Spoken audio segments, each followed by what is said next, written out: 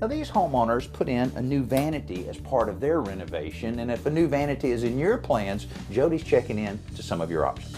When you're at the home center and you start shopping for your vanity, you're going to see all the choices made available to you. Let's go ahead and start talking about these two.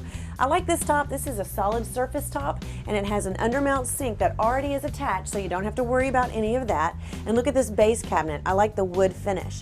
Now take a look at this one over here. This is a cultured marble finish, and again, it's just one piece. You just set it on top of your cabinet, and I like this cabinet because you get that beadboard look, and it's also a painted surface if that's the style you're going for. Now Danny gave me a budget of about $400, so those definitely fall within the range of my budget. Now take a look at this one. I love this. This is a granite top. It's a little more expensive, but the nice thing is it's already prefabbed for you, so all you gotta do is put it in place. You don't have to have anyone come out and cut it.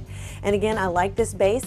This is pushing it to about almost to the end of my budget, but I really like this one because of this base. So again, you can see all the different options that you have. Danny had a furniture vanity. It's made from furniture or made to look like furniture. It was closer to the $400, but again, just depending upon what your budget is.